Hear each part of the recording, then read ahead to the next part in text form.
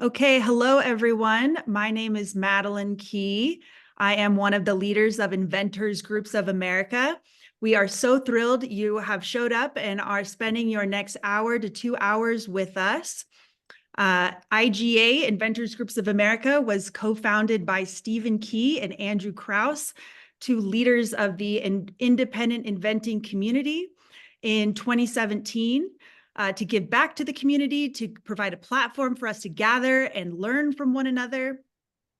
Today, we have a phenomenal presentation by none other than Courtney.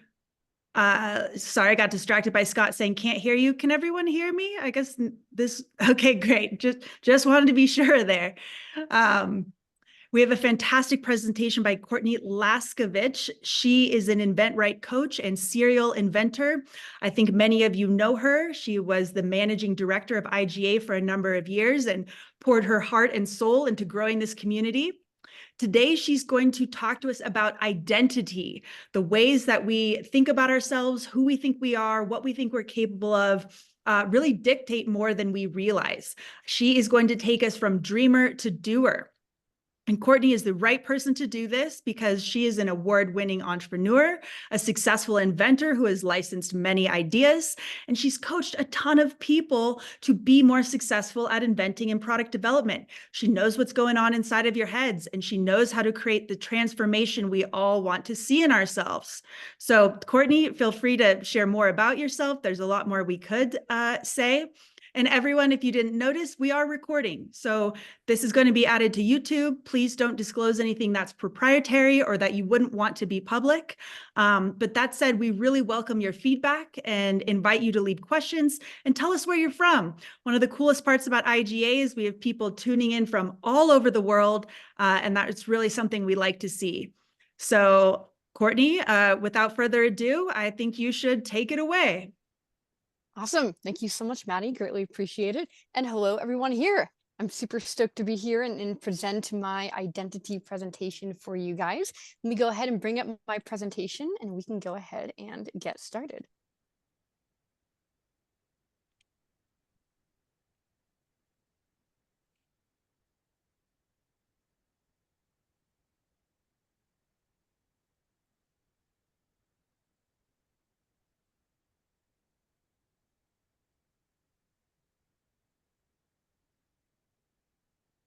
Okay, can you guys all see my screen here?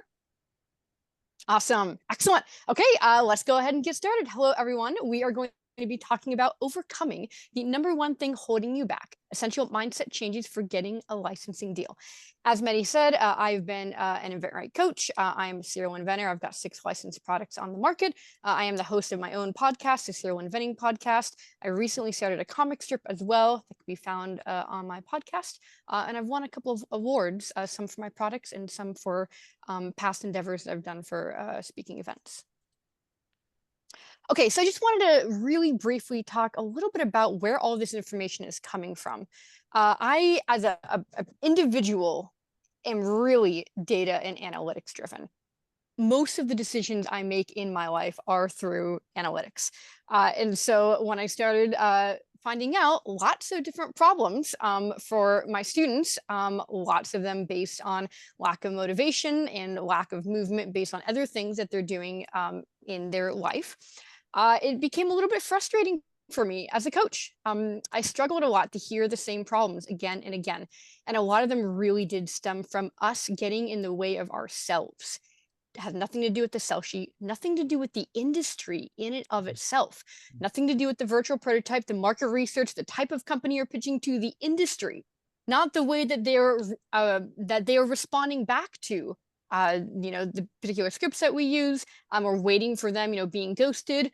A lot of it really stems from us and who we are as an individual and nothing to do with our actual industry, which took I will say, a little bit of time for me to understand that that was the case, because it's very easy to blame others for our own problems. But that is not the case. It's very rarely the actual industry, but actually us that we need to learn a little bit about ourselves and figure out what the biggest concerns are that we're struggling with and solve those first before we get deeper into other problems that we have in the industry, such as being ghosted, people not responding back, so on and so forth. This presentation is from about 3 years of research that I've done so far. And a lot of it is from, I'd say most of it is from those who have a ton of experiential knowledge in business with a lot of successes and, more importantly, a lot of failures. These are those who have businesses who really spent a lot of time understanding their customers. And I mean a lot of time understanding their customers. And they also spend a lot of time trying to be more efficient in their businesses and them valuing their time and their efforts far more than the money that they do or do not have. A lot of this information was taken through a couple of people that I'm a big fan of, including organizational psychology, the field in and of itself, essentialism, not to be confused with existentialism, and essentialism, and also confused with minimalism, which is very different as well. There's a very quick definition of it there, and then a bit of philosophy in this as well. I have had, I'd say, for the last month or so, I've had a couple of students reach out to me, especially those who saw my game contest I entered and am currently a semifinalist in. I had people ask, I don't understand how you have so much time. Like, as Stephen likes to say, and many other people, that you all only have 24 hours in a day. So what is going on? Like, am I adding, time out of thin air? No. And I'm exposing all of my secrets today. Again, there's nothing that is going to be held back here. Everything that is in this presentation is what I have learned and what I consistently do. I do all of these things constantly. And so this is answering that question of how do I find the time to do the things I really, really love? And a lot of it really comes down to optimization.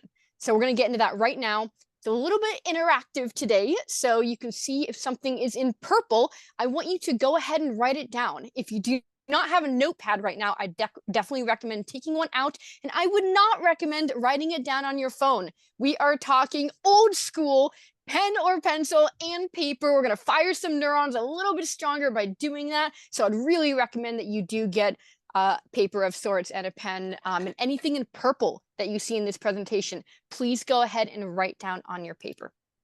Also, anything in orange, I want you guys to go ahead and place in the chat. You can also write your answer down as well if you want to, but I'd love to poll the audience as we're moving forward here.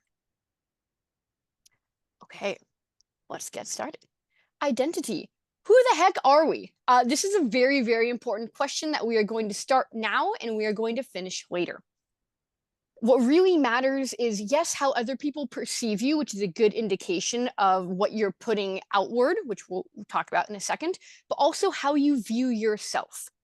So that is going to come down to you guys answering the question. And here's our very first purple. What you spend your time on is who you become. What do you spend most of your time doing each week thinking about? I want you guys to go ahead and label yourself in tangible terms.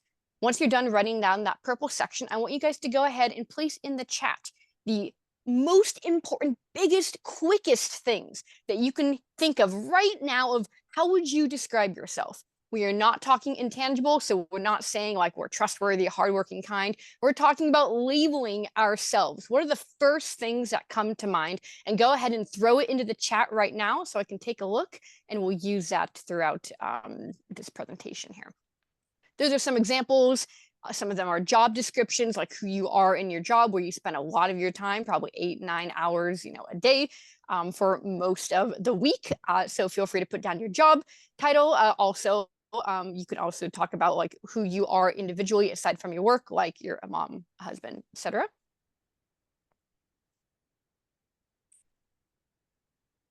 Excellent. We've got some good responses here. Overbooked, worked. Okay, we got nurse, wife, friend, sister, patent illustrator, spider dad. Wow, these are quite unique here.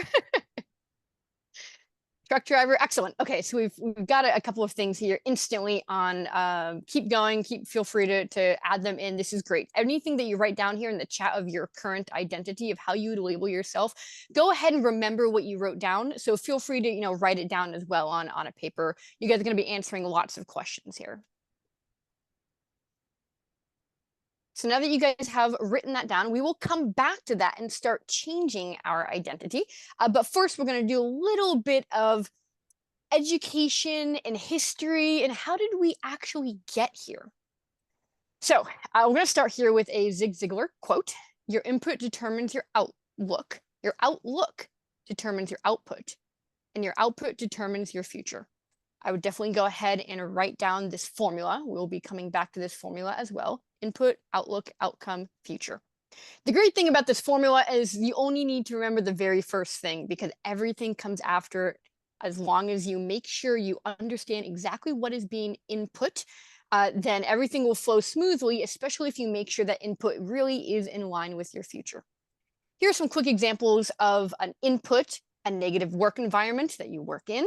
Maybe your family not supporting your dreams. Maybe you're watching a lot of TV to relax at the end of the day, taking your work back home and having it infiltrate your home life, doing something you don't enjoy for long periods of time. And then you've got outlook as well. You guys can take a look at that as what happens through that input.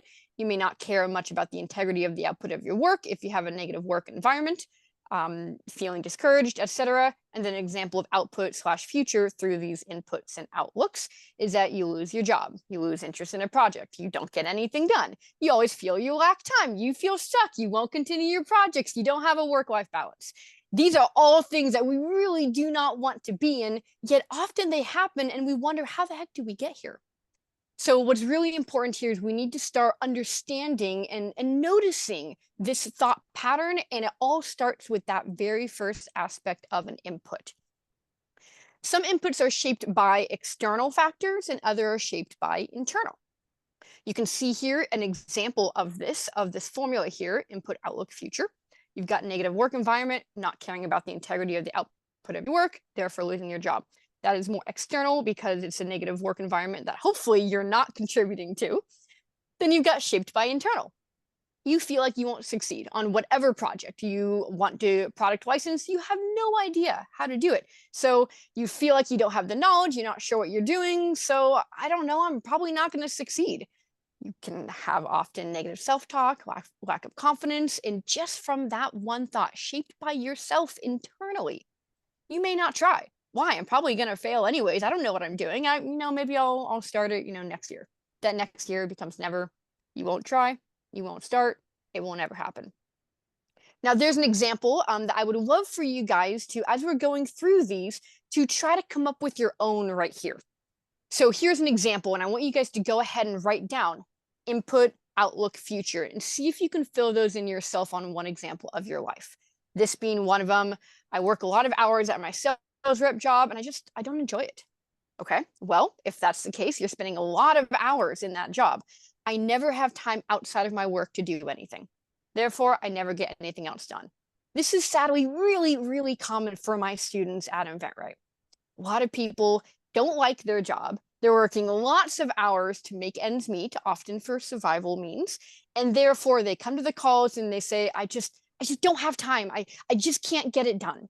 And we're going to dissect that a little bit more on this presentation of priorities and how that can really be a big pitfall for ever getting anything done, whether it's in this industry or just projects that you say you're passionate about, yet you don't actually make the changes in your life to make sure that that passion truly shines through and you do actually move forward with things you're passionate about. This is a book that I really recommend called Your Mind's the Magician. And here's a good example of where you're putting your energy on the right with this hose. This is a good example of what happens, especially when you do not know that water, your creative energy, your time, your effort, all of that is constantly flowing. But if you're not pointing it anywhere, you're not going to get anything done with it. Where are you pointing that hose? And a lot of people don't know that you actually have a hose that's constantly pouring water. Are you pouring water on the ground? Are you aiming it at a plant? Do you even know that you're wasting a ton of water right now? A lot of this starts with awareness before we can even solve the problem. And this is the beginning of that awareness aspect. Understanding your input is the number one most important thing you can do to go ahead and change your identity.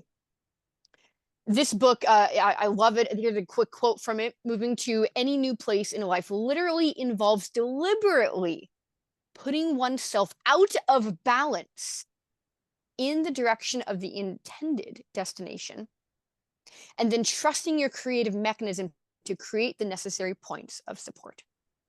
A quick story here, I will say, I do a lot of MMA, jiu-jitsu, Muay Thai. I'm into martial arts. And there's an instructor story that I'm aware of from my partner, Mike. And he had an instructor for teaching Muay Thai. And at the time, he said to be able to have a really good hook, what you need to do is you have to lean into, you actually have to choose to put yourself off balance and catch yourself at the combination. So if you do not have a combination, a hook, and then something else, you will fall. And so you want that next step to catch you. And that's a real good example of what's going on here. Okay, now we're going to get a little bit more into the nitty gritty here. Have we settled? We're going to talk about mediocrity. I actually wrote a paper on this in high school. It's a funny story because we had to write a paper about a topic we were passionate about. This was my junior year. And I said, I want to write a paper about mediocrity. And my teacher was like, what? There's not information out there on mediocrity. What does that even mean? Like people being mediocre in their life? Like, I don't understand. I don't think you'll be able to come up with enough information to write the paper. And I let her know that there's lots of information on this topic out there, and I would love to be able to talk about it if it would be okay. And she said, sure. And I wrote a 7-page paper on mediocrity and the power of it. And that actually kickstarted my love of soft skills and getting more into psychology and philosophy myself, which we're talking about here today. So with that said, before we get deeper into mediocrity, I want you guys to go ahead and answer this question in the chat right now. Would you do your current job that you are being paid for 8, 9, 10 hours a day for most of your week, most of your time? Would you do that current paid job for free? I want to see in the chat here, is this a yes? Do you love this? Is this a no? Let me get like a good feel from you guys that if you enjoy your job enough that if it was offered to you, you would absolutely do this free. And we're talking about your current job. We are not talking about product licensing. Okay, we've got some no's. We've got a couple of yeses. Part of it, yes. We got some no ways. We got some caps of no's. We got some long no's. I've got a couple yeses. No way. Great. Okay, so we've got a good feel here for the audience. And I would also sit with that. Again, we're talking about awareness here. How does that sit? If those of you who said no in any capacity, I would really delve into that. Why would you not do that for free? You don't have to go ahead and let us know in the chat why. And feel free to if you're willing to, but I'd really think about that. Why would you not do your job for free if you're spending so much time doing it? Why wouldn't you do it for free? And I want to have a raise your hand here, and Maddie, maybe you can help me out so I can see the audience a little bit better. I want everyone to go ahead and raise your hand if these bullet points are you. Raise your hand if right out of high school you got a job just to make some money that most likely was not in your area of interest.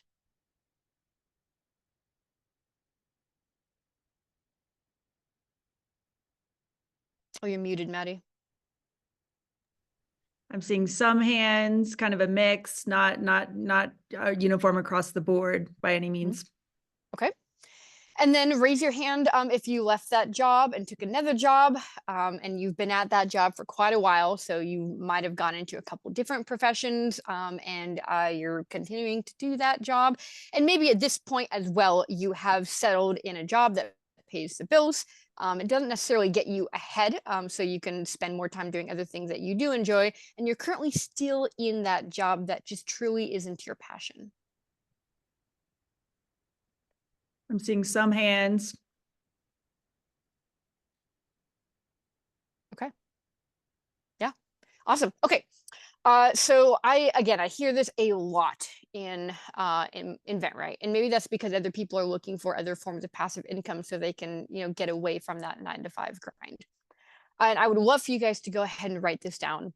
Where you spend your time is a decision that you make every single day, every week, every month, every year, every second. Where you spend your time is a decision that you're making. Now, a lot of people feel at the get-go that like I'm just so busy, like all my time is carved for it. It's all cut out for. Like I don't have time to do any of this. And the way that people are talking about it is almost like time in life is happening to you, that you do not have this level of control in your life, that it's escaping you. You cannot control it. It's just happening, and this is where you are in life, and you just have to handle it. But this is a decision you are making every single day. It's really important to remember that, to gain back that control. Because without that, you really are, I hate to say it, but you're playing that victim mentality, that life is happening to you, that you cannot control your time, but you can control it. You just have to remember that you are making these decisions every single day you go into work. You are making the decision to drive that car, to do that job. And with that said, we really want to get into talking about how to change this identity. For those of you who wrote down in the chat, who you put down what you are currently, how you perceive yourself, and maybe what you might want to start moving towards. At the end of the day, actions, per usual, speak far louder than words. Words are very, very cheap.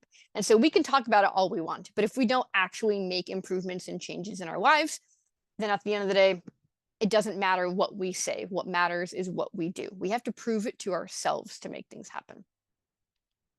I would be also very curious to see how many people get licensing deals for those who truly make a lifestyle change. I'd be very curious to see the percentage of people who get licensing deals and the percentage of people who actually make a lifestyle change to spend more and more time focusing on pitching and doing the work needed to be successful. I wonder if those percentages are similar, because making a lifestyle change is really, really difficult, especially when you don't have a path to move forward with.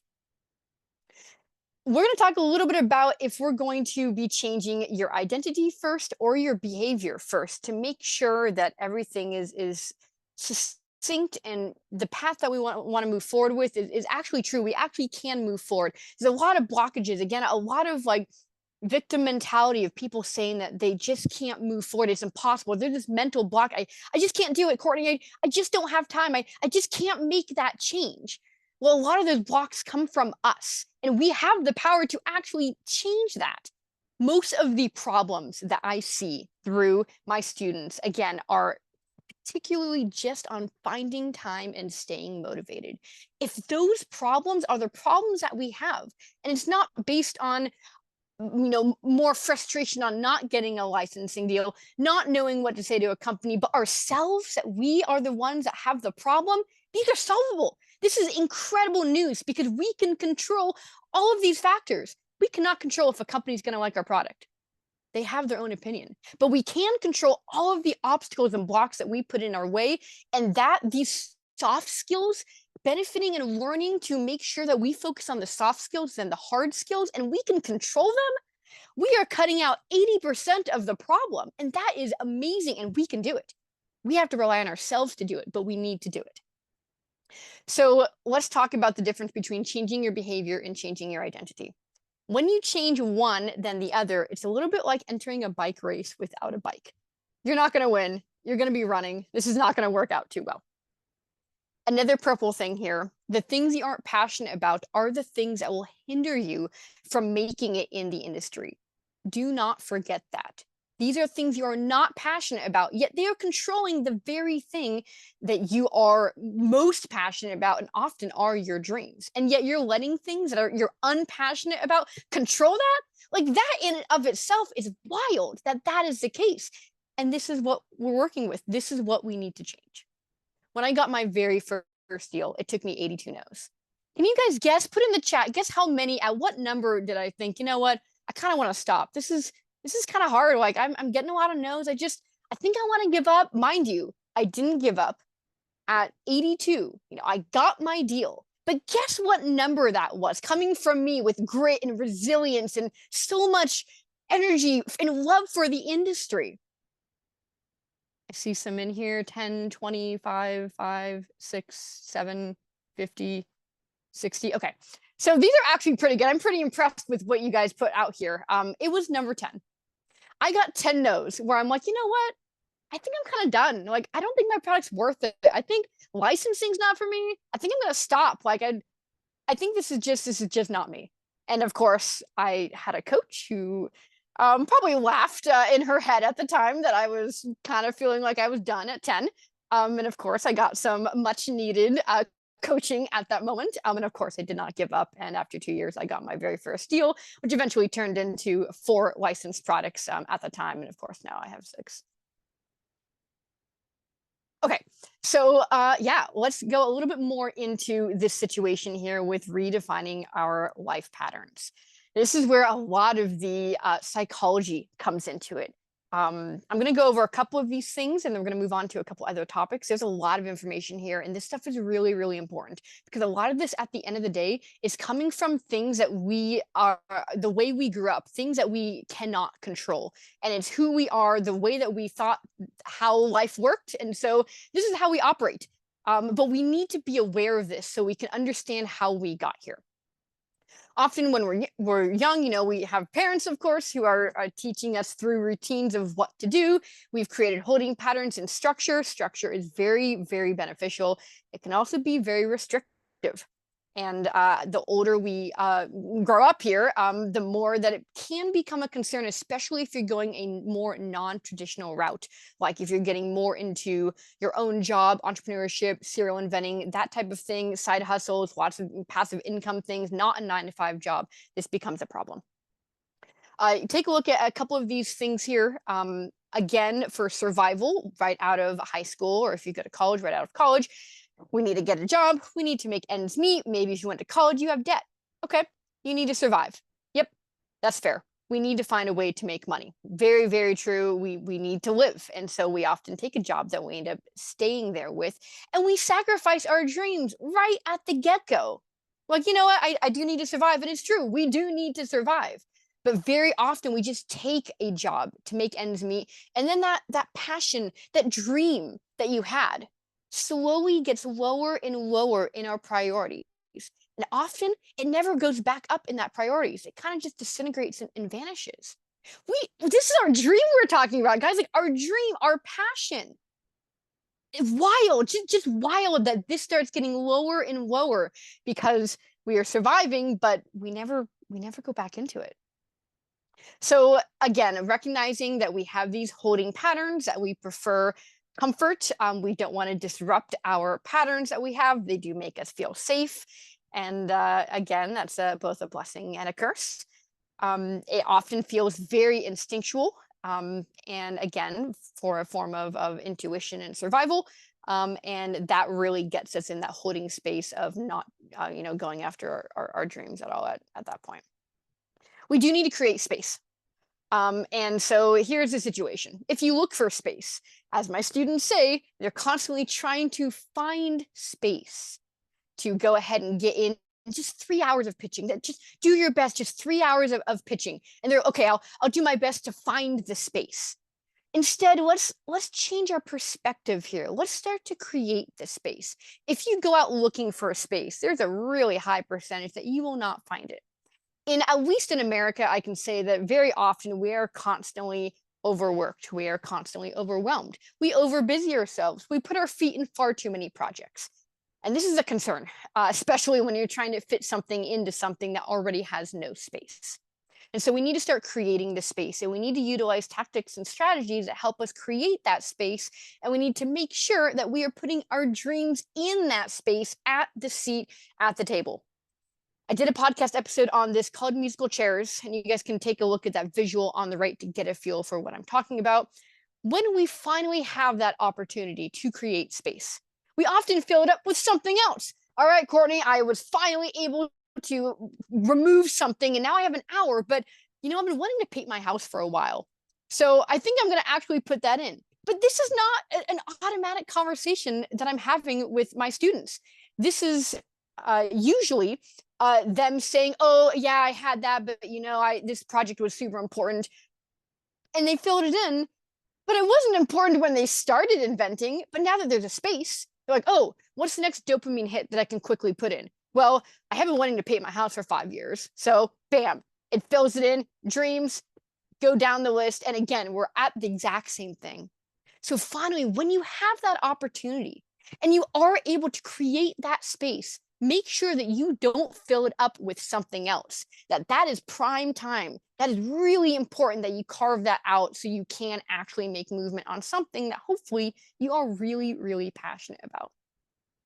At the end of the day, we need to start removing unnecessary activities to make room for significant ones. And just because the fastest activity, the fastest person can get to the chair, like in musical chairs, doesn't mean that that's the activity that actually should be sitting in that chair. That is sometimes a hard distinction to make of speed versus passion. Think about that a little bit when you're playing this musical chairs game, when you're trying to create space here. Time management is really, really important. And so when you're playing musical chairs in real life, of course, there is more people than there are chairs. Our goal is to make sure that we have 5 chairs and 5 people. We have 5 activities and we have 5 slots that we can put them in.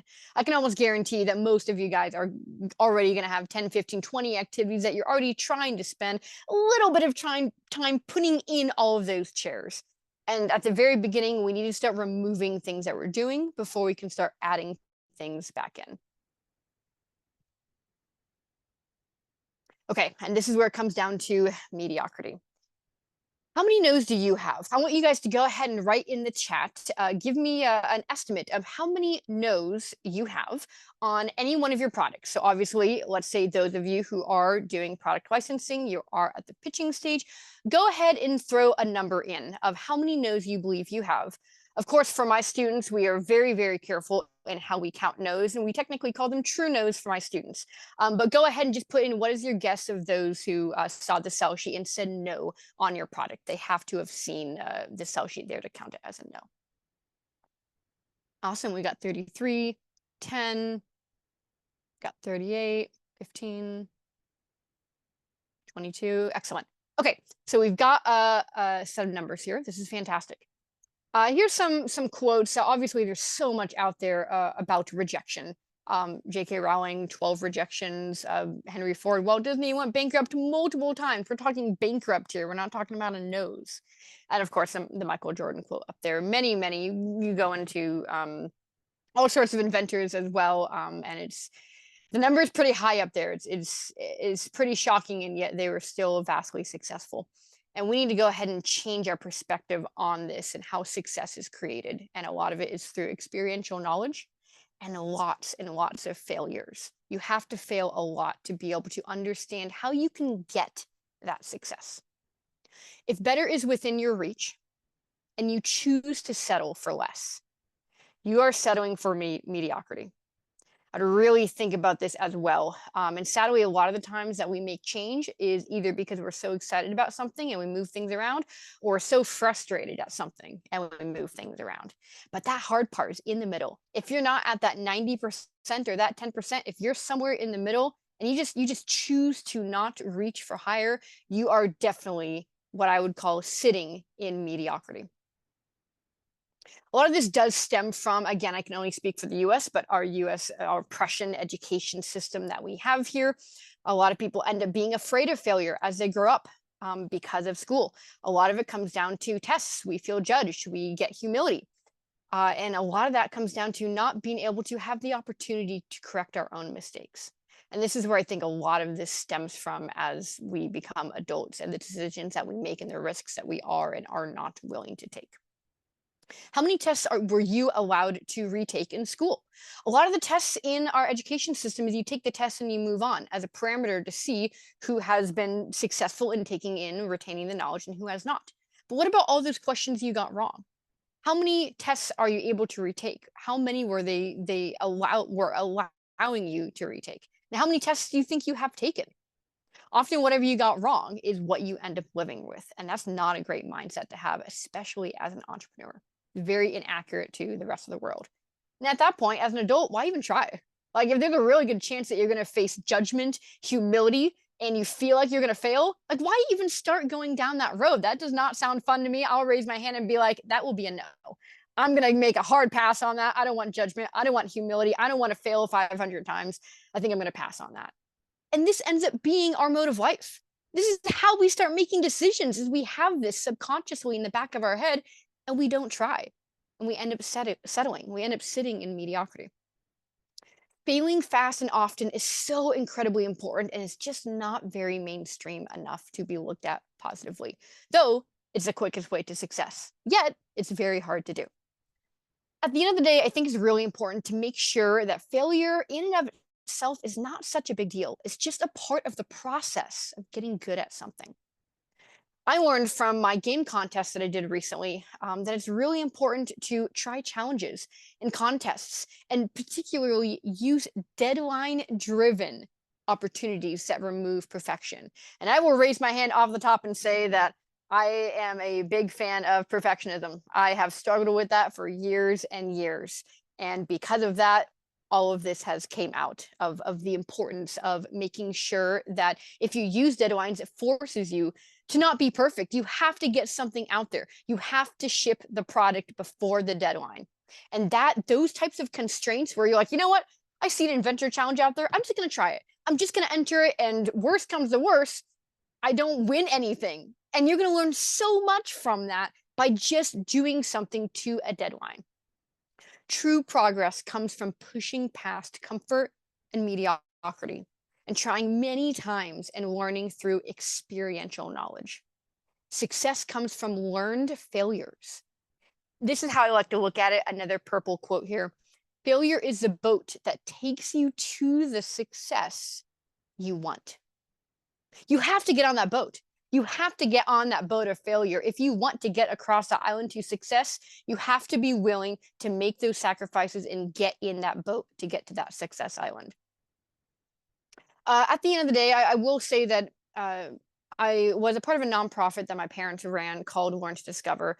And the most important thing that we taught there through a variety of educational technology-based classes like robotics, animation, video game design, the purpose of creating this nonprofit was to instill passion in wanting to learn and to learn how to learn and to be curious. And by doing that, it's allowed me as well to be very, very endlessly curious about the world, and knowledge is power. I definitely got that from my dad. Yeah, with that said, it's really important to understand where that mediocrity is coming from. And of course, raise your hand if you feel frustrated with your lack of movement. Just give me a raise of hands here for those of you who are pitching. I see some instant hands. Let me scroll down here. Yep, I see 2 hands. I see some waves. Perfect. Okay, we'll take it from there. We've got a lot of hands. Ben, you are like going all over the place, waving like a crazy man. I'd say that you're counted in here. Yes, and this happens. This happens very often in our lives on various different projects. You know, not just product licensing here. This is what matters at the end of the day. If you feel frustrated with your lack of movement, a company's not responding, at getting, no's very slowly, to the point where you're like, you're starting to give up, maybe you want to stop pitching.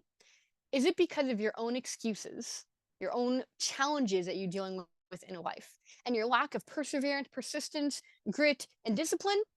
Or is it because you'd really just rather spend your time elsewhere and you just aren't passionate enough about it?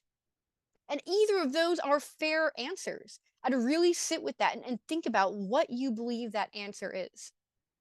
Sitting in limbo and being upset about it, as we talk all the time with my students, is not going to get you anywhere. In fact, it's dangerous. It's very dangerous. It can alienate companies. It can waste people's time, and as well as not just myself or anyone as a coach, but as well as your families and people in the industry. I think a lot of this also stems from worshiping money and not time. You can get money back. You cannot get time back. Again, survival is a very understandable motivating factor for getting money. We do need money to live, and I'm not going to overshadow that. But we do need to, at some point in our lives, we do need to start reframing that and making sure that time is almost always above money here, especially when you're not in a fight or flight mode in your life trying to make ends meet. Why is success always right on the other side of when you want to give up? Success is earned. And this is a problem here because this is what it always feels like, is that it's always on the opposite side. Right when we want to give up, if we just push a little bit further, very often success is earned right on that other side, but we give up right before. And so I feel like at the end of the day, this is much deeper than a licensing deal. It's a reward for your new identity that you have become and mastered. And delegating is really important as well. Once you go through the process multiple times, you need to answer these questions in this order. Feel free to write this down if this is relevant to you. The first one, this is in order, so make sure you do this top down. Number one, can you delegate it? Yeah, that's a simple question. Yes, you can delegate it, or no, you can't delegate it. Number two, what do you want to spend your time on? For example, for the most of the time, I enjoy making my own sell sheets. I can do it. I have the skills for it. I often do. There are other times when I can do it, and I can delegate it. And I have other things that I cannot delegate, like pitching. My time is my number one most important value. And so I recognize that and understand it. And so there are times where I'm absolutely paying for my sell sheets to be made because the very most important thing that I need to be doing is pitching. And that is something that I can't delegate. So therefore, to create space, something has to give. And sometimes that ends up being my sell sheet or, various other things that I am able to delegate. Then, of course, what skills you have and can you afford to, that's definitely something that you do need to think about. The 12-week year is an incredible book that I would definitely recommend taking a look at. Feel free to check out that quote, and it talks about accountability. Just because you have interest in something doesn't mean you are committed to it. Very important. I would definitely recommend writing that down. Act on your commitments and not your feelings. It might seem daunting to do some things, but what makes it a commitment is overriding your emotions to keep yourself motivated. Commitment is putting a lot of effort into keeping the promises you made to yourself. It means you prioritize your duties and overcome laziness and reluctance. Definitely continue, and if you haven't yet, then start to ask yourself, what can you delegate right now? A mind stretched by a new experience can never go back to its former dimensions. With that said, we need to start shifting your identity.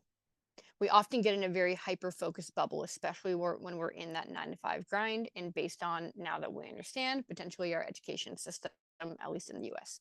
We need to start opening up our eyes to new experiences so we do make sure that the time that we spend on earth is really valued at the things that we are actually passionate about. Where you spend your time is who you become. You are the byproduct of your situation. We need to start investing in who we want to become and bet on ourselves. We need to bet on ourselves at the beginning before we have started something, after we have committed to it 100%. So we make sure that we do move forward with it. We should not be investing money or time or energy, any of that, in who we are now, but who we want to be. And now making a full circle here back to identity.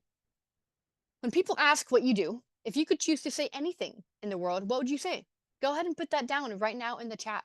What do you want your identity to be? Put that in there. And those are some examples up at the top. That could be examples of what that could look like, your identity sentence. This was by far my most successful podcast episode. Definitely shockingly to me, number 18, why your identity is holding you back. This identity sentence that you have needs to be something that you're very passionate about, that you can see yourself doing for over 2 years. And the most important one, you're willing to make sacrifices to make it. Again, if you wouldn't do something for free that you are being paid for, why do it? Excellent. We've got some good responses in here. Adventurer and inventor. I am a successful inventor. Excellent way you're putting that. I am one. Awesome. Excellent. Anything that you put down here in the chat for what you want your new identity to be, I would definitely go ahead and write that down on your paper as well so you can compare it to what you originally put at the top. So feel free to take a look. This is where a lot of this stemmed from. There's various pieces that get created through various jobs and different experiences that you have done. An example for me, giving you a case study, when I used to teach at Learn to Discover for STEAM classes, I found my love of teaching there. I knew that was something that I ended up being really passionate about. Then I did a lot of baby sign language for about 6 years. I found the importance of making sure that something that you're passionate about, you often don't put in like 3 hours here and 3 hours there, but you actually incorporate it into your life increments by increments. That's how you end up changing your identity, is when you start putting it into your life and not make a special time for it where you need to throw everything to the side and say, okay, this is my time here. I need to, go ahead and just do my best, yet Often it's a mountain out of a molehill. You often don't have 3 hours. And so you keep saying, I'm going to find the time to do this, not creating the time. And then you end up not doing it. And then there's some other information as well there of more of this case study that I have there. A concomitant coaching in the particular coaching style that I've created and known to really love, and it's the way that I coach at InventRight. And so through that, I've wanted to put a prime on my time and my education. Currently, I am taking 2 game design courses, 2 courses on IP, and then a course on psychology and emotional intelligence. I'm constantly educating myself. This is really important to who I want to become for my future self. What do you change first, your behavior or your identity? Why don't you guys go ahead and let me know your thoughts on what that might be, what you think that you are changing first. Is it your behavior or your identity? No, I'm Batman. That's hilarious. Habits and behavior, both identity, behavior, identity. Okay, we've got a lot of things in here. It's quite mixed here. Okay, so let's get into it. This is where the rubber meets the road. You are diligently trying to change your behavior. Every call, you're talking about my students here. You express frustration with yourself. You just can't get yourself to do it. I can't get myself to pitch. I can't do it.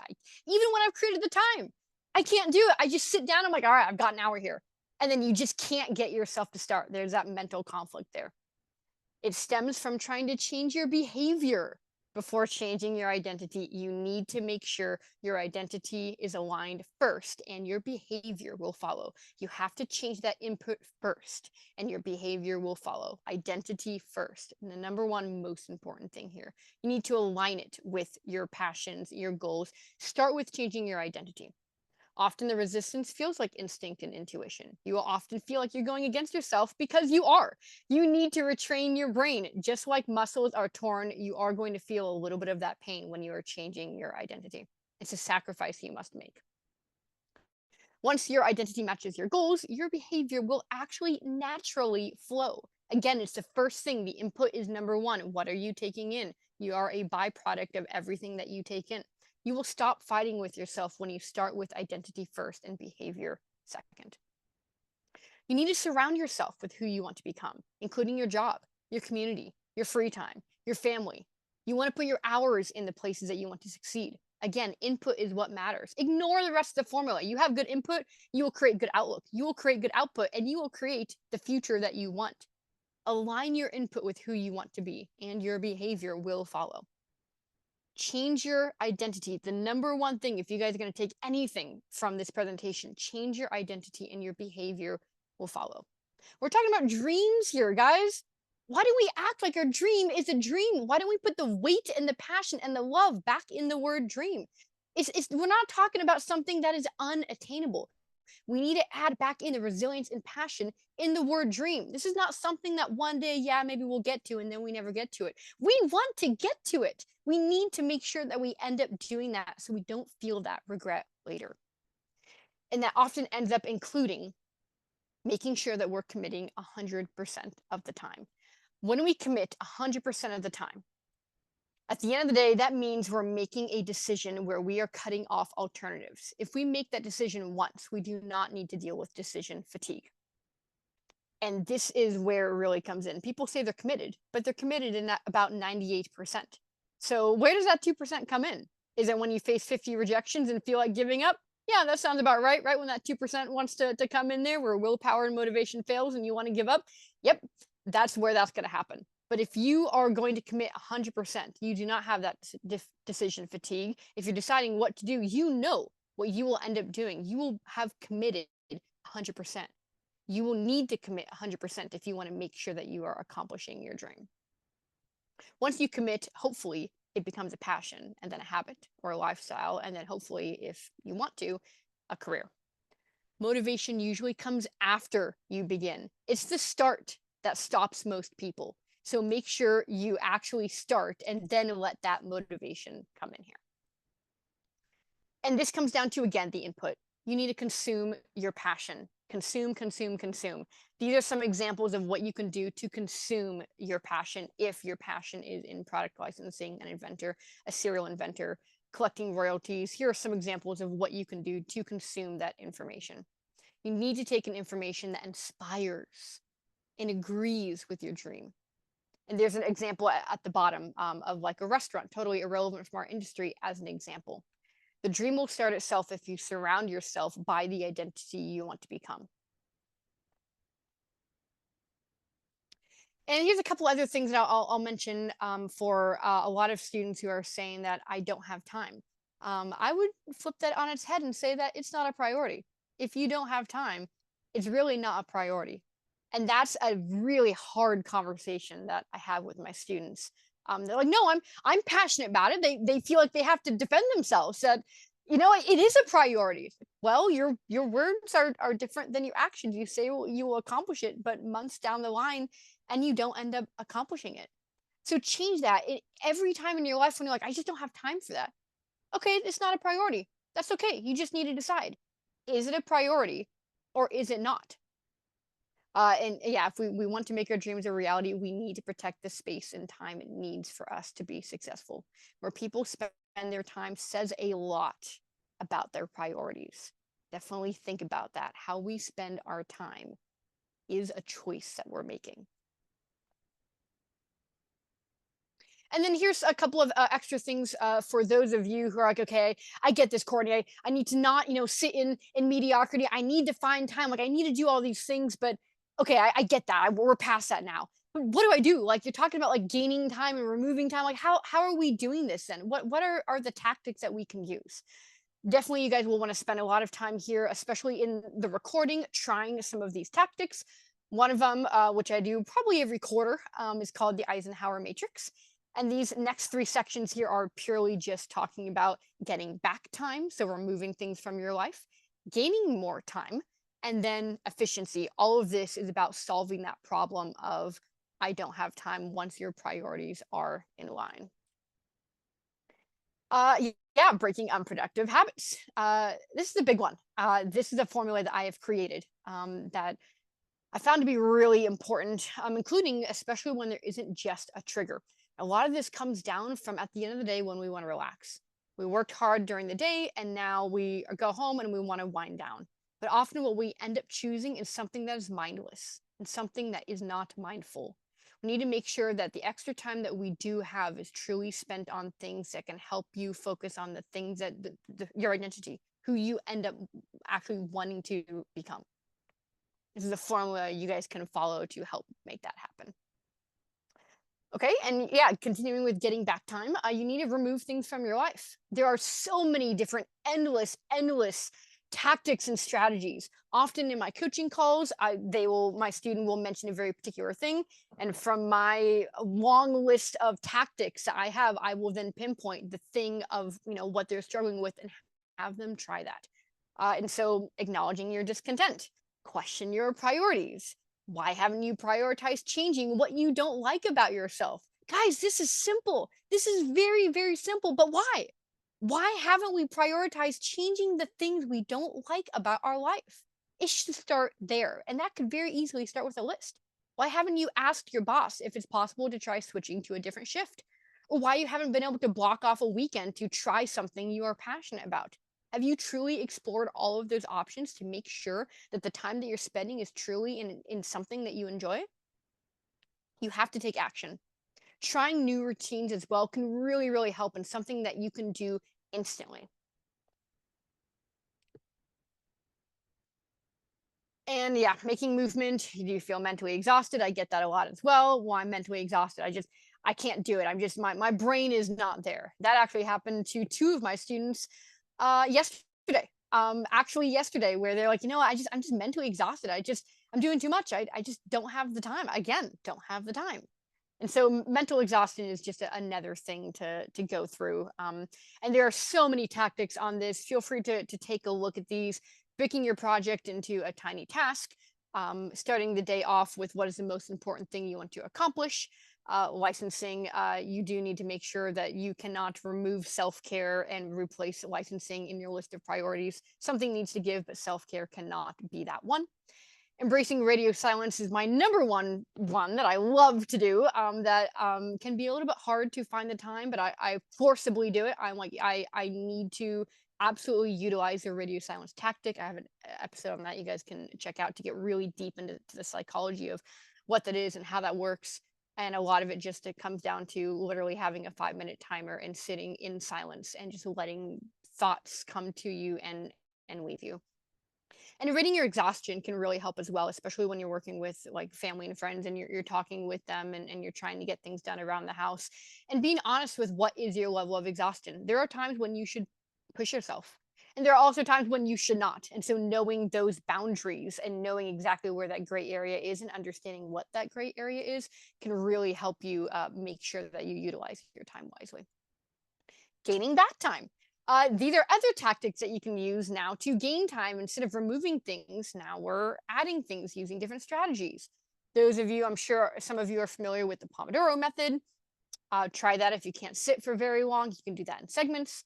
You can schedule inventing into your phone. I do that all the time. I set alarms constantly. That's the number one tactic that I recommend for my students is setting alarms to make sure that you do go ahead and add a buffer that in 10 minutes, I need to sit down on my desk and I need to start pitching. Very easy to get lost in life, period. But when you have a loud alarm that's buzzing and you're like, what the heck? Oh, right. I actually need to move forward with my passion. It's hard to ignore that alarm, especially when it's multiple times a week at the time that makes sense for you to start pitching at. And then there's other, things here as well to take a look at, like blocking off a day. I've had students actually use their work vacation to have a staycation and just pitch for the entire week. We're talking 8-10 hours a day using their work vacation to actually sit down and pitch. And Alex Ramosi recommends you utilizing weekends at least one, and this can be hard, but at least one day a week during the weekend to truly go ahead and do a crunch time and try to spend that time pitching. And then cleaning up your act.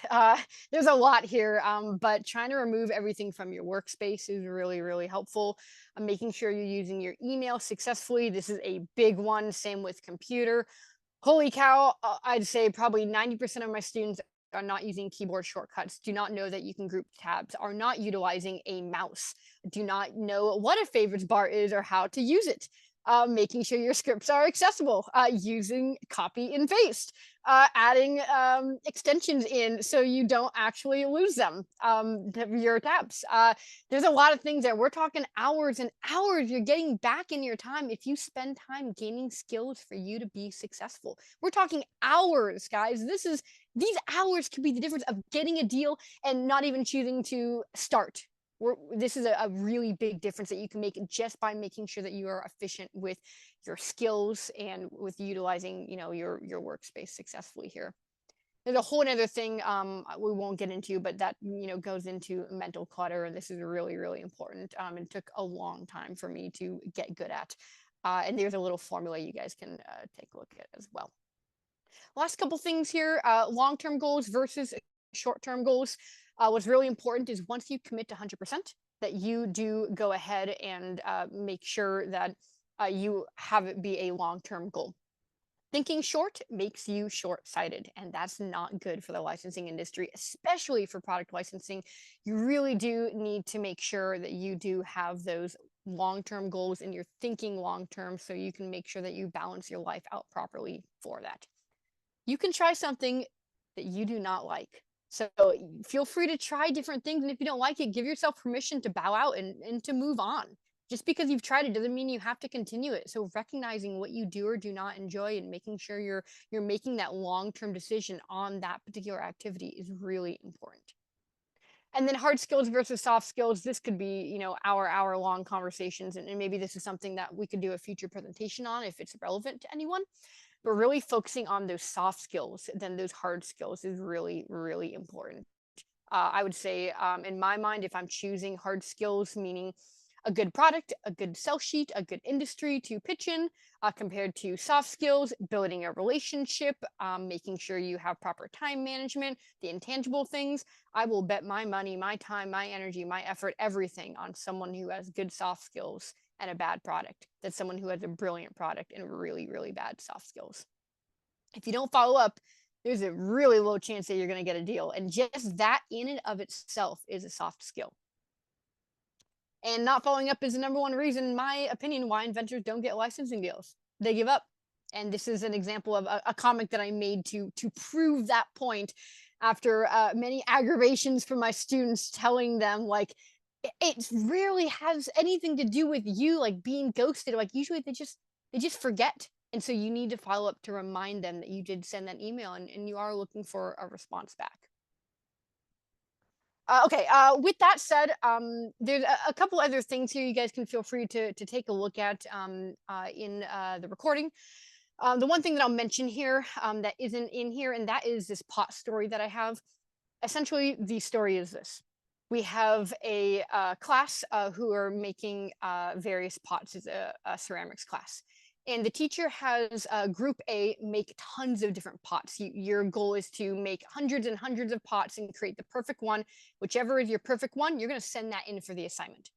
And then we have group B, who is you're going to perfect one pot. That's all you're going to do. You're going to have one pot and you're going to make that perfect pot and you're going to send that in. The number one group that ends up having much, much more success in a really good pot is the one that ends up doing tons and tons of pots, not perfecting one pot, is outputting hundreds of pots and taking that one pot that is really good and sending that in. It's a stark difference if you look at the study of how those pots look, which is proving that experiential knowledge is really, really important. You can't get too focused in on, at the end of the day, planning and knowledge. You need to turn that knowledge into wisdom, and you need to act. You need to repeatedly act again and again and again.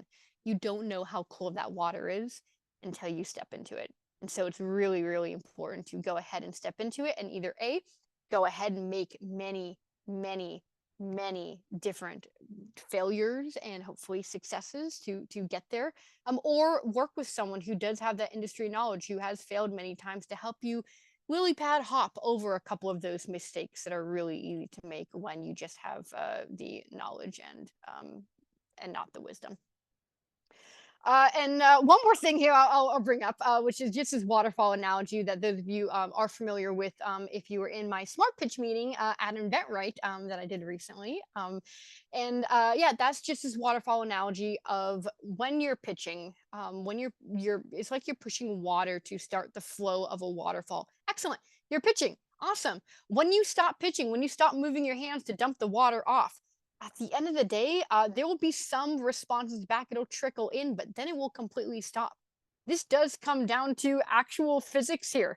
The longer you wait, the longer you will not get a response back. So if you stop pitching, there's a good chance that you are not going to continue to get responses back, no matter how many responses that you put. I pitched to 50 companies, and I'm just going to wait for a week, and then 2 weeks and 3 weeks. Well, if you're not continuing to make momentum, then you're not going to get very many responses back.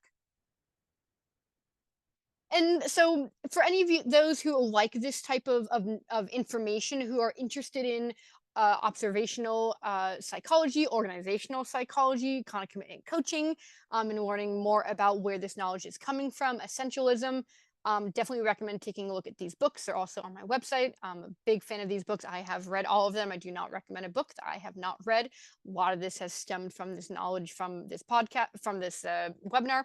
There's so much information in here. And so I'd recommend slowly diving in bit by bit and utilizing these tactics. If you guys are struggling with pitching and you are fed up and you're frustrated, I have a 3-part series on my podcast that really goes into reframing the way that you look at pitching to make sure that you understand where that frustration is coming from. And those of you who do not have a coach and are interested in maybe considering getting a coach, and you're curious of how the heck do I coach? What type of coaching do I do with InventRight? I go over that in my 50th episode called Commitment Coaching. And so you guys can take a look at that to get familiar with what that style is. And last but not least, I'll mention that if any of you guys are interested in future presentations, these are maybe some topics that might be of interest to those of you. If you are interested in this A or B of these, feel free to put in the chat, like, write the letter A or write the letter B, and we can take a look at those and see if it might be relevant for us to go ahead and in the future maybe do some videos or maybe another webinar on one of these, A, why you don't have a licensing deal yet, and B, the soft skills of success.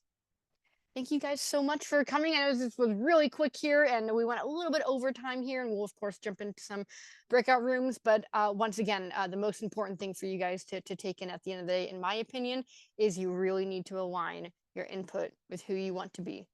Change your identity first and your behavior will follow. If you haven't started yet, it's the hardest thing to do. And the first thing that you can do is start by gaining information in the industry or area that you're passionate about. Courtney, I think I speak for all of us when I say that was absolutely phenomenal. Someone commented you made them uncomfortable and they thanked you for that. I would have to agree. You're giving us the real talk. You're being honest. I think something we don't acknowledge is that this requires hard work. It's hard work to change. It's hard work to become the person you want to become. You're right. Success is earned. So everyone, if we could give just maybe a round of applause for Courtney. I know we're virtual here, but she's going to see your faces on the screen. And thank you everyone for writing in as well. Truly remarkable. I've got some chills. One of my favorite ideas, kind of quotes, is there's no transformation without collapse. Something's got to give to become something else. And that can feel scary, but it doesn't have to. That can be really beautiful too. And now that we've heard more than enough from me, I'm so sorry, Ben, I didn't acknowledge you earlier. We've got the one and only Ben Harrison here with us, the creator of Smart Pitch, our fearless leader and host. He is going to help us get into some breakout rooms so we can continue the conversation. Ben, take it from here. Yeah, I don't know how you guys want to do it. I didn't know that we were going to already be at like 10 past. We have a couple of questions that I think would be really good to get to. If anybody has an idea for a breakout room that they would like to break out and hear about, we can get into that. If not, if you just want to give us whatever questions you have, we can hang around a little bit and get those answered for you. There was one question while you're entering that into the chat that I would like to ask for Courtney. That was, let's say you finally found a company that you would like to license your patent to. How exactly do you bring it up? Do you just say, by the way, if you're looking to license my patent, let's talk numbers, shall we?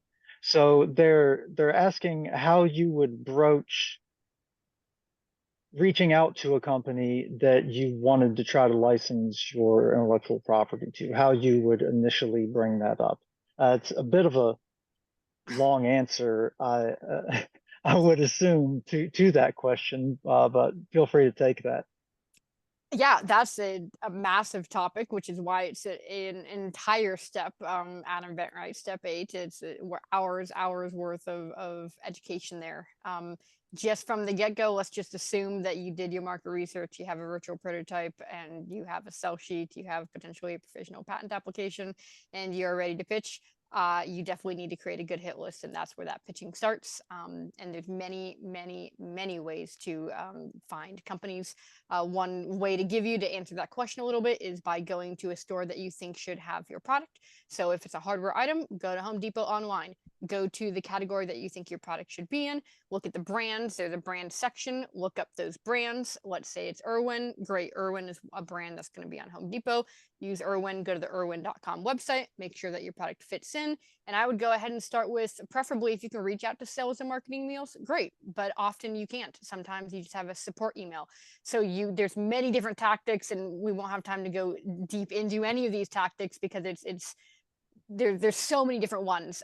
But one of them is you could ask, has they ever worked with outside product ideas before? Hello, I'm a professional product developer, and I have a product that I think would fit in very well with your product line.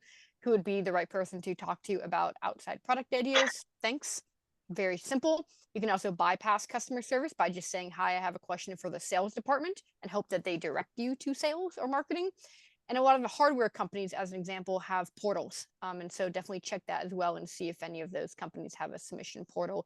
Potentially start there if the submission agreement looks fine, and then go ahead and try to find other ways to get in, such as other forms of email or LinkedIn.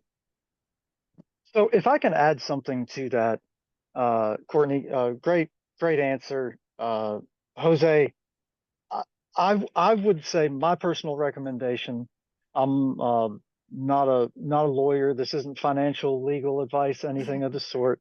But my personal recommendation would not be to come at somebody and say, "Hey, let's talk numbers, shall we?" That's not going to be the best way to start to build a professional relationship with somebody if you're looking to get your intellectual property license.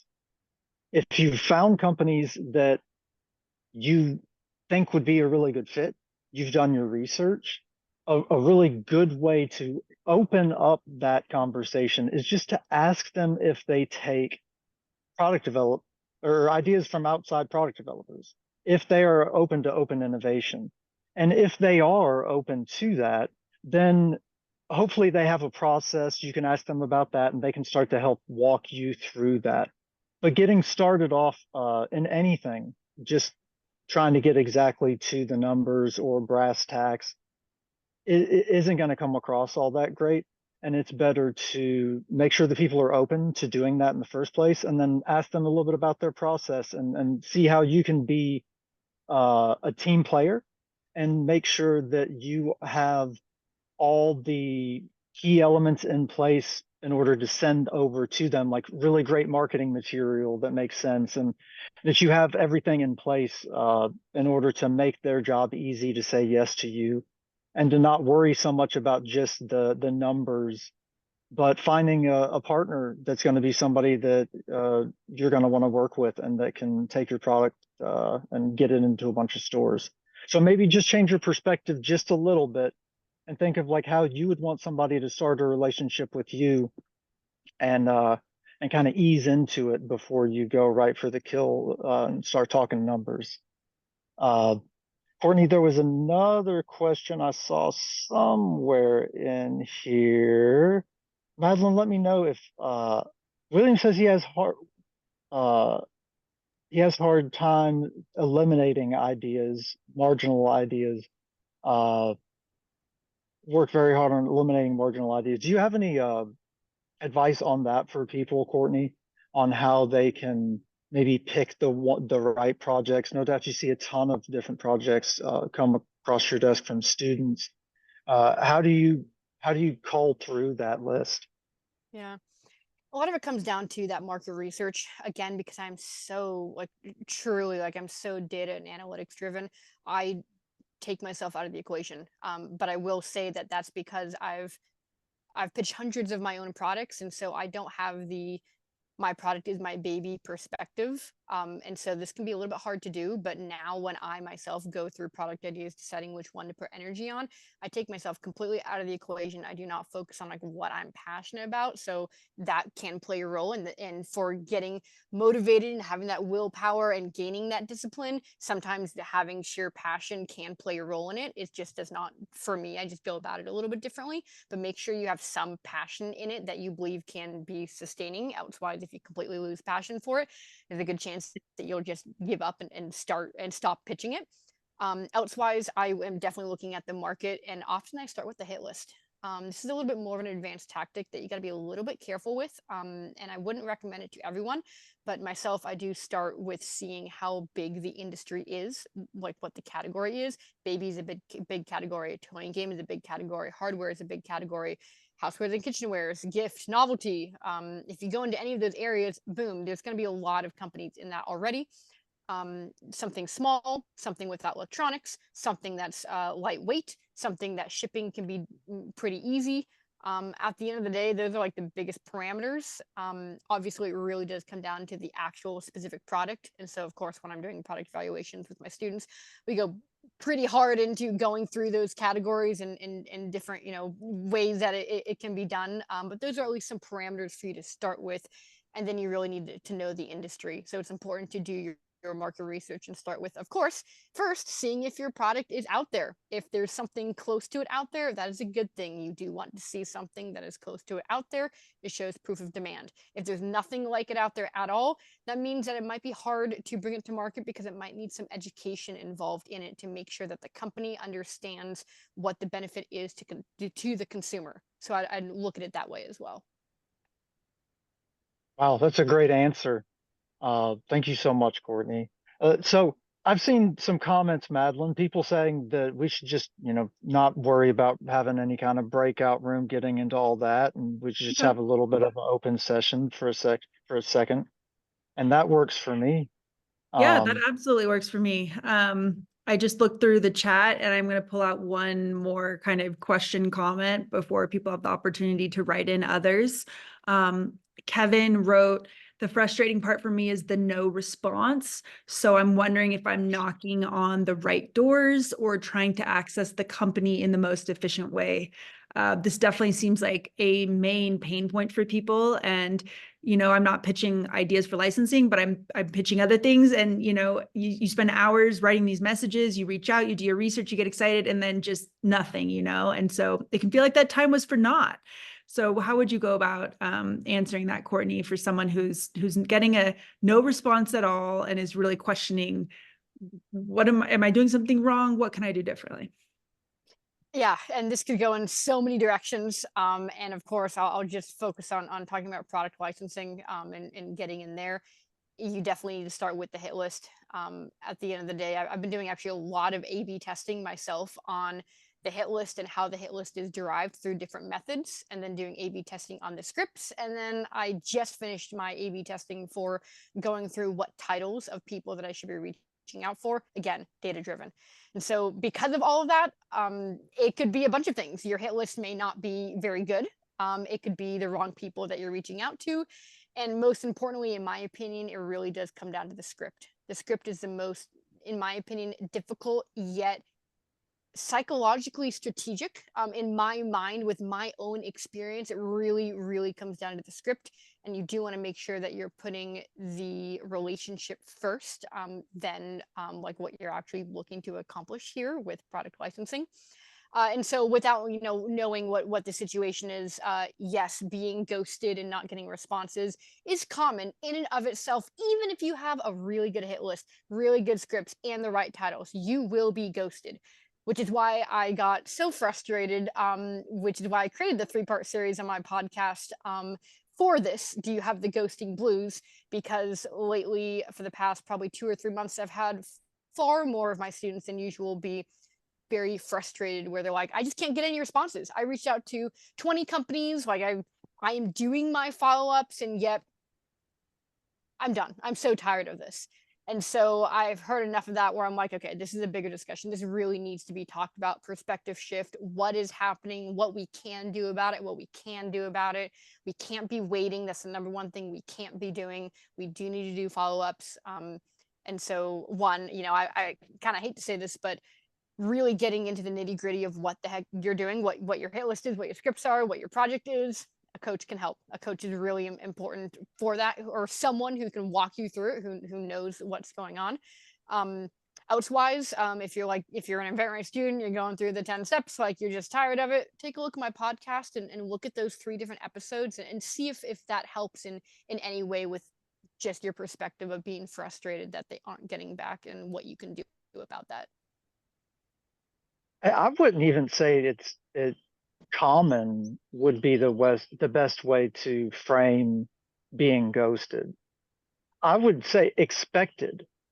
Like if you're expecting anything but that, you're going to be very, very disappointed early and often. Just go into it knowing that that's going to happen. Know that everybody else, all the other faces that you see on the screen right now, have all been ghosted too. We've all had people say no to us. Everybody goes through it. So managing your expectations, I think, is really important too. And for me, you're talking about identity and behavior And part of my identity is bad behavior. So I have a hard time with all of this, Courtney. I have to adjust to some good behavior and get a better identity all at the same time. But what I really want to encourage everybody in is we all know what it's like to be ghosted. We all know how bad that feels. And if you've tried reaching out at all to anyone ever, you've experienced that. What I want to make sure that everybody, the point that you get to, is I want to make sure that you get to experience what it feels like whenever it works and what it feels like whenever you send your idea over to somebody and they like it.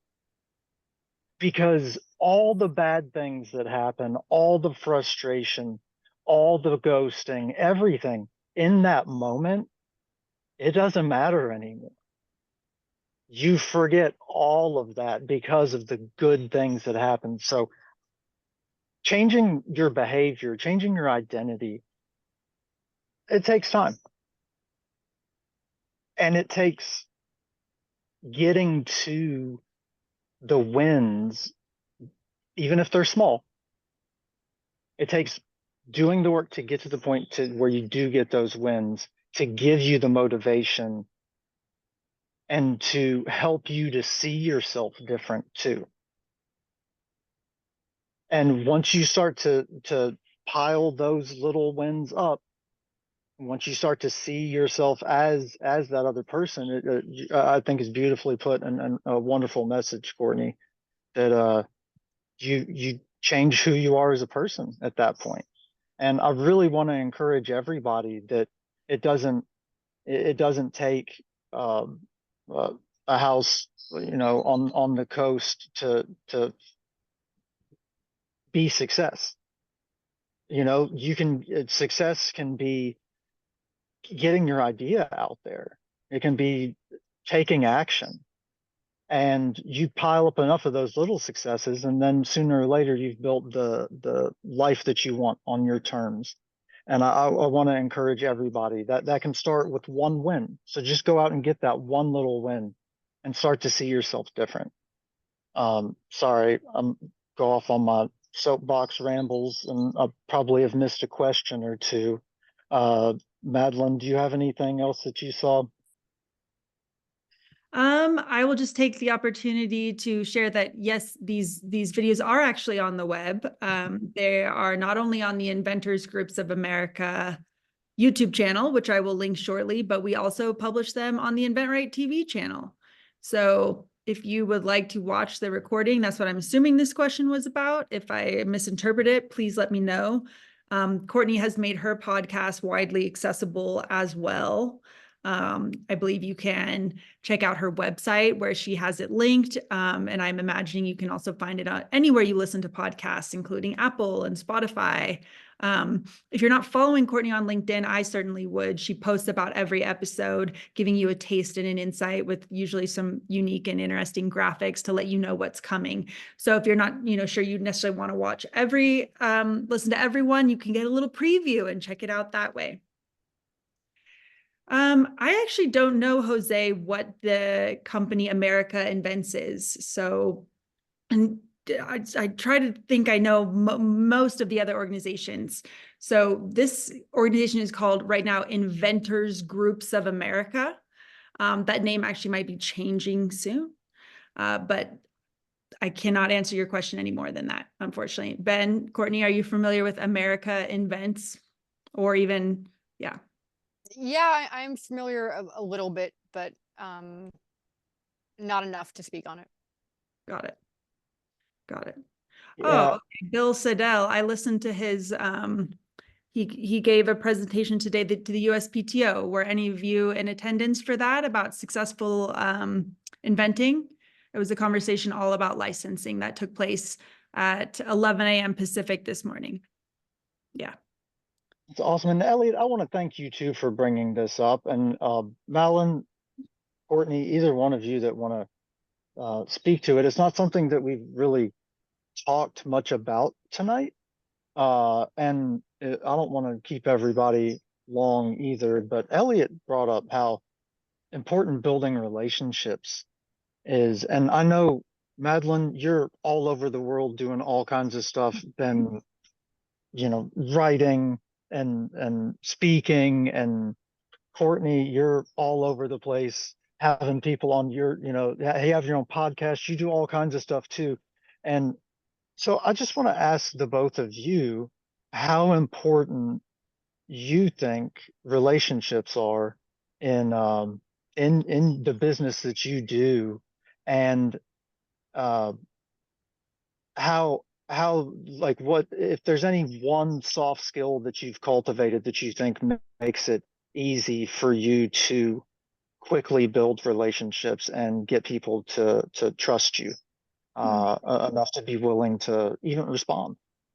Madeline?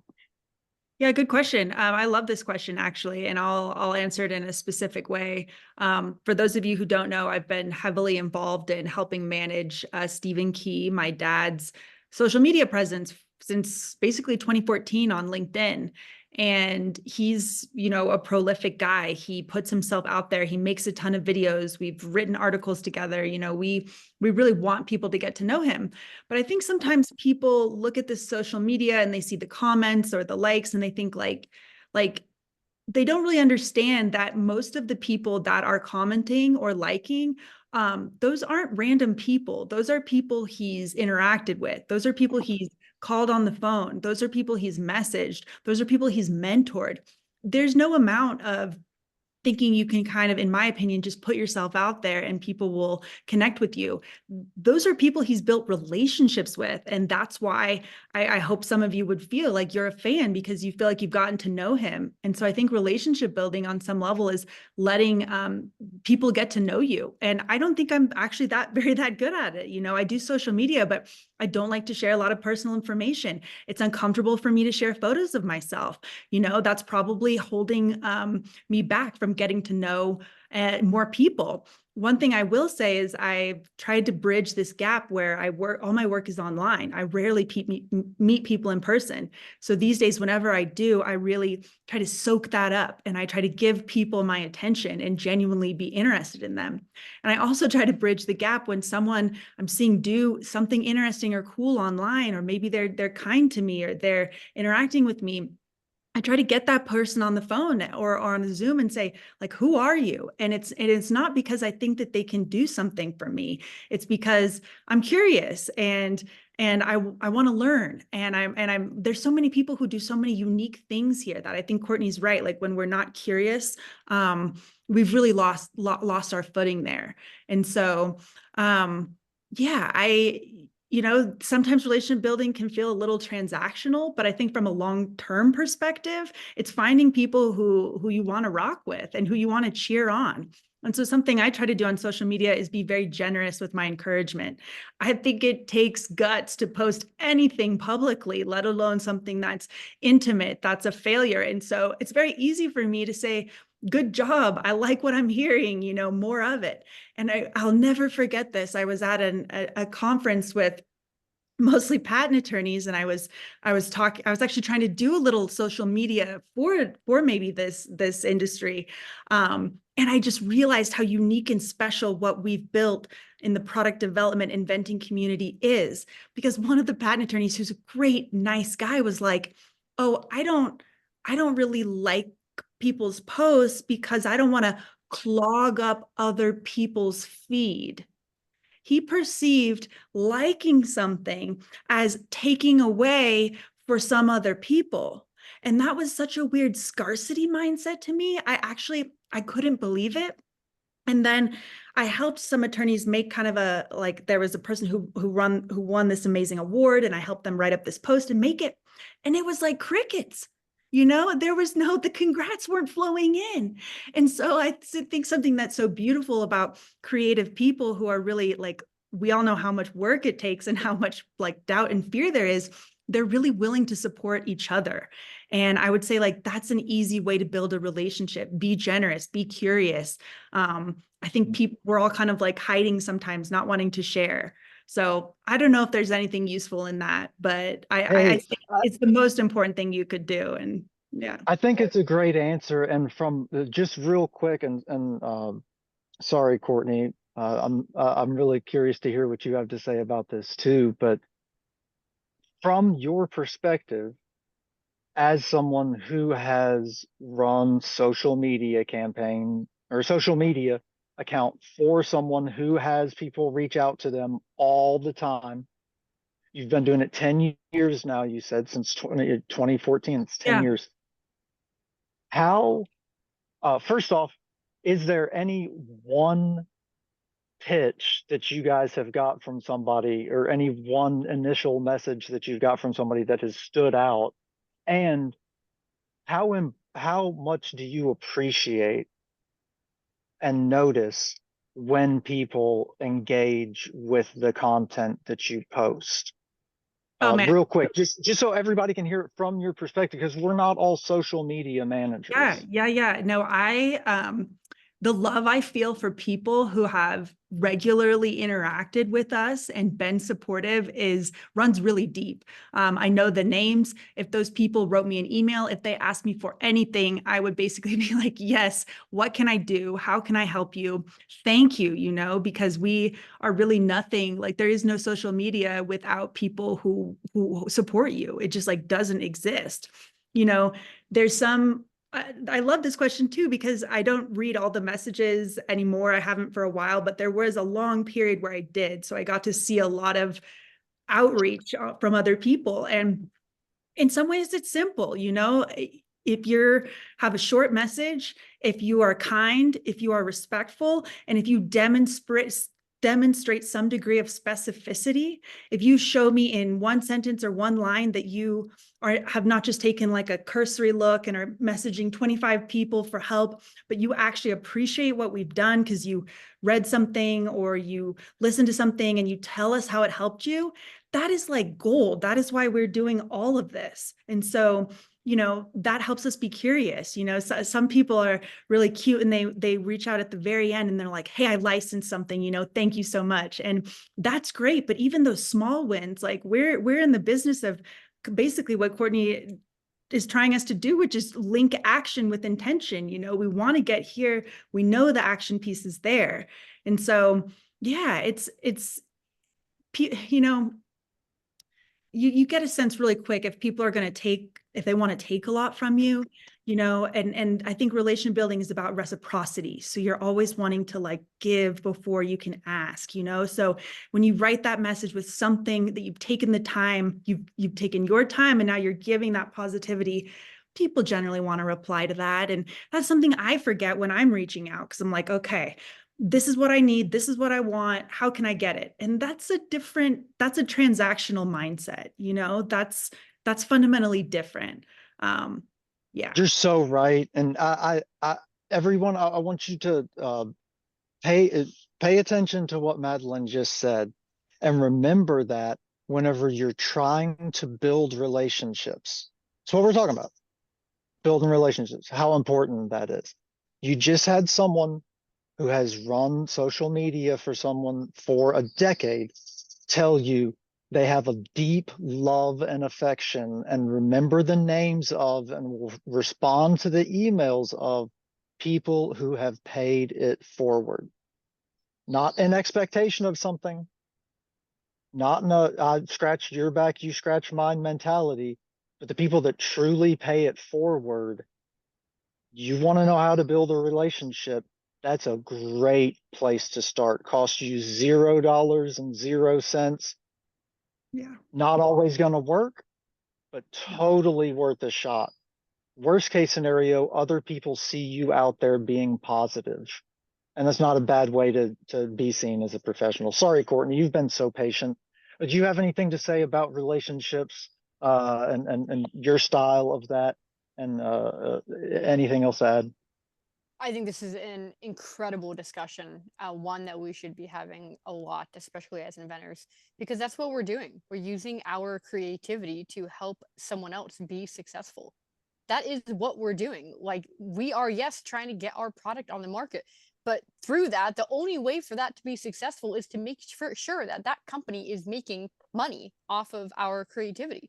And so this is an incredible, like, it's definitely the most important. I would agree with you, Maddie. That's the number one most important thing that we're doing is we are building relationships, and we need to make sure that that does happen, and that's at the forefront. And in a way, we're kind of, again, with the psychology of script writing, it's important to make it clear that at the end of the day, we are truly trying to see how we can help them be successful. And so we're asking, like, what can we do for you? And so through the way that we script write, we're trying to help them first. We get a small percentage of their earnings. They're making most of the percentage, and it costs us very, very little besides our time to be able to present something to them. And so it's a cool conversation, because at the end of the day, yes, it's very important. And also, we're asking in a way what we can do for them by offering something where we're helping them be successful. I mean, that's what it comes down to. And by us helping them, we also get a little percentage of the pie for our efforts of that royalty percent. I just Yeah. want to jump in there real quick. I love that perspective. I recently heard Keanu say it like that. I asked him, "How do you think of yourself? Are you an inventor? Are you a designer?" You know, and he says, "These days, what I think is I'm trying to do is help companies be more successful. I'm trying to find companies that want to work with me, that are open to that, and that's what I'm trying to do." And so to hear that exactly from you, you know, like a couple days later, is just really interesting to me. I don't think that's necessarily always the mindset, and not necessarily one we've even kind of shared from InventRight or Inventors Groups of America either. It's like, I'm finding a good home. Okay, that's still very self-centered, you know, that's all about me. Where can this go? That's very different from, where are some open-minded, cool people that want to work with creative people like me, and how can I get to know them, and how can I like serve them? That someone described themselves as a servant earlier, which I also really liked, because I think that's a beautiful perspective, to be like, to know that you're serving other people. So Ben, chime in please, because I hope you got something to say to that. Well, I so this is my perspective on business in general. I've been an entrepreneur my whole life, and something that's rang true the entire time is that people do business with people that they want to do business with. May not always be the cheapest, may not always be the most popular, may not whatever, but you end up doing business with people that you want to do business with. And so if you can be that person, be a team player, like what Keanu's saying, go at it, come at things from an angle of, how can I bring value to you? That's what I want to do. I want to bring you value to where you're able to make more money, rather than what can everybody else do for me. I think that mentality is going to serve you much, much, much, much, much, much, much better. Is be the type of person that you would want to work with. Learn your industry, pay it forward, be seen as a professional in that space, and find like-minded people that you want to work with. And don't look at everything as such a big deal, failure, this, like Courtney's saying. Man, it doesn't matter. Just get out there. Get your beautiful creativity that only you have, your unique creativity that you have. Get that out there and find people that appreciate it, because you try hard enough, and you are going to find places that fits in with. And whenever you find those right fits, it can change your life. And we're 5:40. We've gone way over, everybody. Thank you so much for hanging in with us. Courtney, thank you for your wonderful, wonderful presentation that you had. That was so much information. Everybody's going to have to go back and look at the screen recordings just to be able to even begin to digest that. Madeline, I took a couple of screenshots earlier whenever we had a little bigger crowd, but if everybody wants to now, you can even do a little smile and a wave, and we can get So more nice. real I quick. would love that. I just finally Hey, the, everybody. Hey, the big smiles and gallery view. waves. So nice to see your faces. Thank you, everyone. Yeah. Really nice. This is such a great group of people. Mm. It truly is. Thank you, everybody. Good to see you, Elliot. Elliot asked me if I'm working after dinner. I may be getting a call. Elliot also asked in a private message if we were cooking via a cauldron earlier. Like Does that's a look a good. little colder, like, um, before we wrap up, just one second, we really want this platform to be useful to you. Please, at any point in time, we welcome your feedback. We welcome your requests for topics and speakers. And, we're planning on it beginning to invest some more time in this platform because we think it's really unique that we're actually able to gather, and we see an opportunity for people wanting to do that more, maybe not having that community in IRL and in physical space, and being able to tap into it here. So yeah, we have a next meeting at the end of July. I'll be planning on interviewing an AI entrepreneur inventor who is all about how you can use AI to supercharge your inventing and development efforts. I would love to hear questions in advance and during. And just to wrap it up, thank you, Courtney and Ben. This was really spectacular, and I'm glad to be here. Thank you all. Thanks for having us, Courtney. You're amazing. Thank It's you really- guys. Awesome to be here. Have a good night, everyone. Thank you, everyone. Bye.